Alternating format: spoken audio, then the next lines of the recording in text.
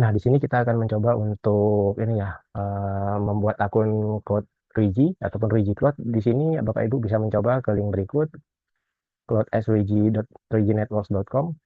Kemudian Bapak Ibu bisa mengikuti dan melakukan instruksi sebagai berikut, seperti ini: membuat account, kemudian memasukkan data-data ya seperti email, kemudian password, kemudian captcha ya ataupun verification. Nah, nanti setelah berhasil sign up nanti akan muncul dashboard seperti berikut ya.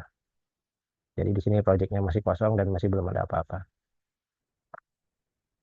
Nah, di sini saya mencoba membuat kasus ya ataupun membuat dengan kasus yang nyata di mana pernah saya melakukan instalasi dengan menggunakan dua perangkat access point ataupun dua perangkat HP dan satu perangkat gateway ya.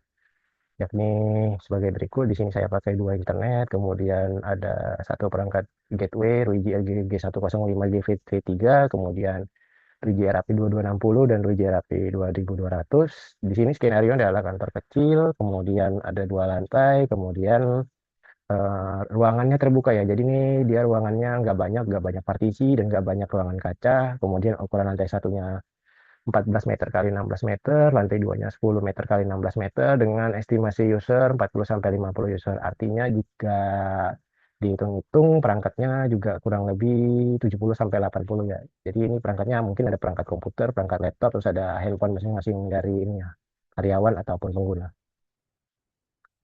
Nah, di sini adalah sebagai contoh saya membuat topologinya sebagai berikut. Karena tadi menggunakan dua SP, jadi kita masukkan linknya itu, misalnya ini contohnya itu adalah IndiHome, yang ini adalah MyRepublic. Nah, linknya di 110, kemudian link satu lagi di 11, kemudian untuk persebaran perangkatnya ini dari gateway ke access point ini dari LAN 0 dan LAN 1 ya, sebagai berikut. Topologinya juga sebagai berikut ya.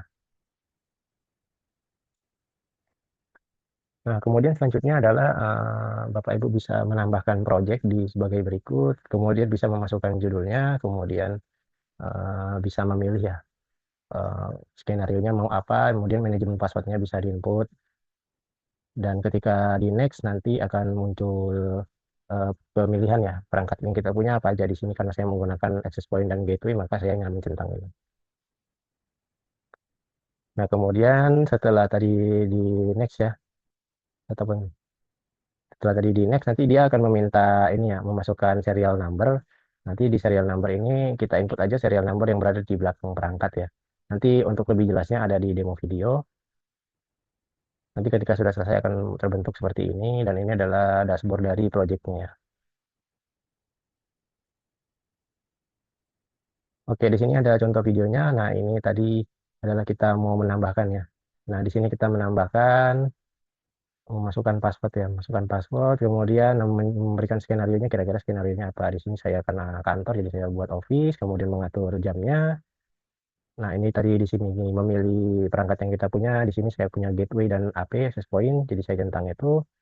Dan di next, kemudian ini tadi saya lupa menyampaikan. Nah, selanjutnya itu kita bikin ininya ya, nama WiFi yang akan disebar nanti. Nah, ini tinggal masukkan aja ya. Ya, kurang lebih seperti ini ya. Nah, ini untuk contoh aja, sebagai contoh. Nah, nanti ketika kita sudah buat, nah, ketika kita sudah buat semua, kita bisa klik OK di bawah kanan ini, kemudian nanti akan diarahkan untuk memasukkan ini ya, serial number dari perangkat-perangkat tadi. Ini sebagai contoh berikut. Ini. Nah, nanti ketika serial numbernya sudah dimasukkan semua, ketika diklik finish nanti akan selesai dan akan langsung muncul ya perangkatnya sebagai berikut. Jadi akan langsung kelihatan dari kita setelah mengkonfigurasikan dengan mudah ya perangkat gateway dan perangkat access point. Nah, kemudian adalah fitur yang menurut saya cukup menarik, yaitu AI Heat Map, di mana fitur ini adalah fitur yang berbasis cloud yang memungkinkan Bapak Ibu pemilik usaha ataupun pemilik UMKM dapat membuat dan mensimulasikan ini ya Wi-Fi coverage ya, ataupun jangkauan Wi-Fi-nya berdasarkan jumlah perangkatnya ataupun mungkin penempatan perangkatnya, yang dimana ini bisa dibilang tools yang sangat baik dan sangat membantu ya. Jadi kita nggak perlu nih repot-repot untuk memanggil orang IT ataupun ya orang yang mengerti tentang jaringan dalam proses perencanaannya. Jadi kita bisa merencanakan secara mandiri nih. Untuk dashboardnya, untuk dashboard dari AI Headmap kurang lebih seperti ini, dan ini untuk contohnya ya. Di sini juga saya mencontohkan kasus, namun kasusnya berbeda dengan yang tadi. Di sini adalah kasusnya pada contoh kafe ya, ataupun kafe dengan 2 lantai yang dimana saya hanya melakukan pembuatan AI heat map ini pada lantai satunya aja. Nah, di sini kita klik AI heat map, kemudian kita buat namanya, dan kemudian nanti akan kita isi skenario dan deskripsinya. Di sini skenarionya saya buat restoran ya, kafe, kemudian deskripsi bebas. Nah, di sini nanti akan diminta untuk memasukkan ini ya, floor plan-nya. Sebagai berikut, di sini sudah saya lampirkan juga di sebelah kiri. Nanti saya akan memasukkan hanya yang sebelah kiri ini aja, salah satunya. Sebagai berikut.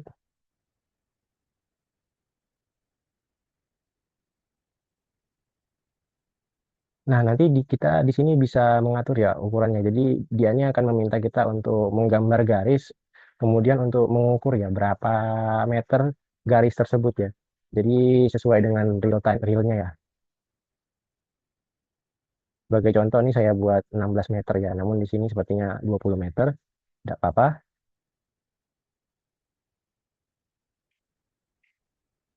Oke, nah selanjutnya itu nanti kita tinggal pilih ini ya, tinggal pilih, maaf, sebentar, tinggal pilih place device. Nah, di sini ya, place device. Nah, kemudian nanti di sini langsung ada AI assisted AP placement. Jadi nanti kita langsung klik aja yang di bawah sini, bagian biru ini, atau kita bisa tentukan dulu kita mau gunakan perangkat 3G apa. Misal sebagai contoh di sini saya menggunakan 3G LG RAP 2200E.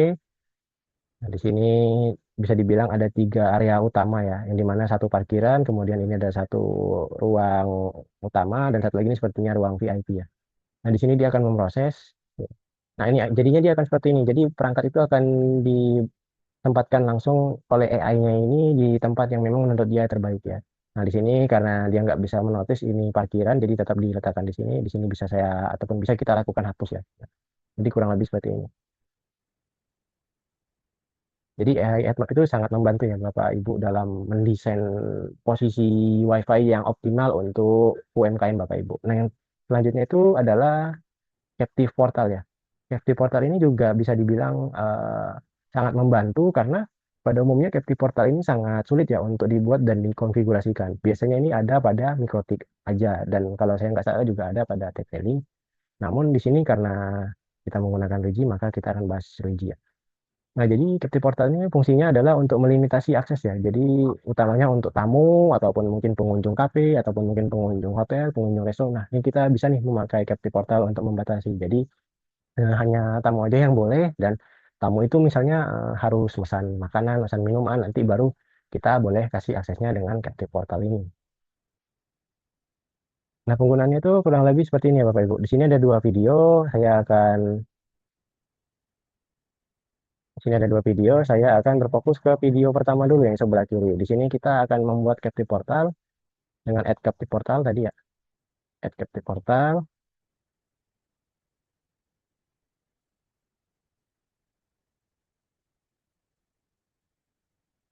Oke.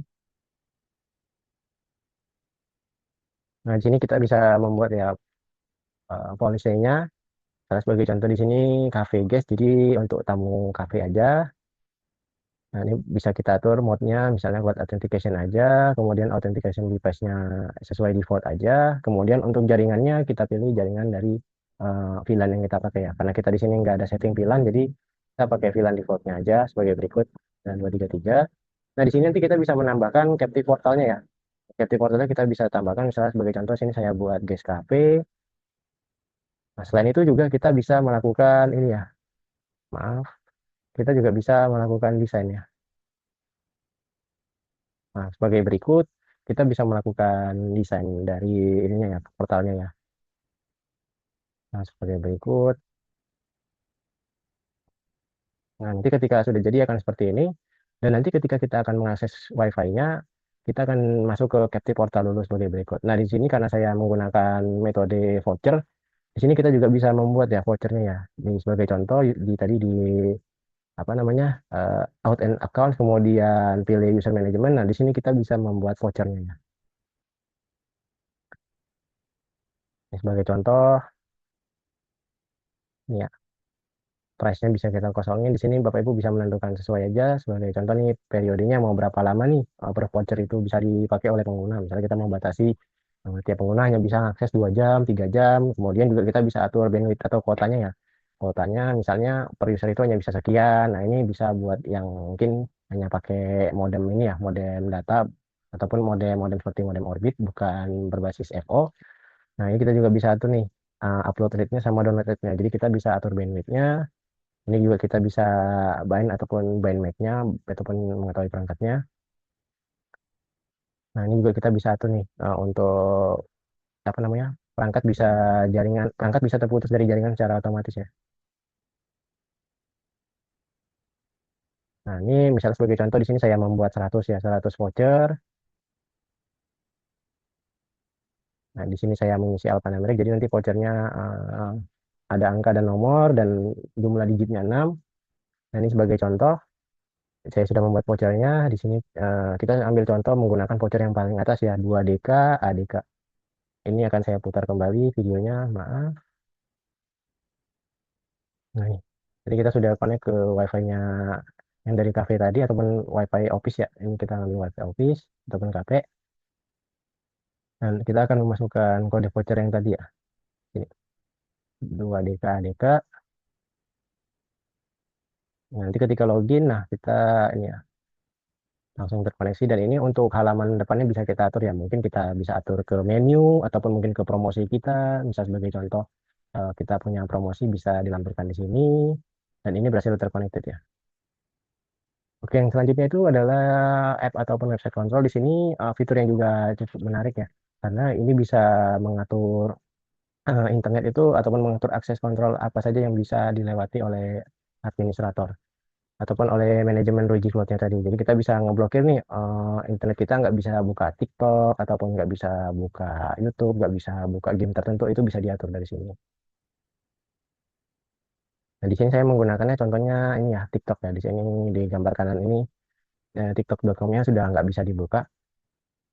Nah, dia ada pada menu network wide, kemudian flow control, dan kemudian di app website control. Nah, di sini kita bisa tambahkan nih. Ini misal sebagai contoh karena VLAN kita default tadi kita nggak ada konfigurasi. Jadi kita pakai VLAN default. Di sini kita bisa milih aplikasinya apa aja. Sebagai contoh nih ya TikTok ya.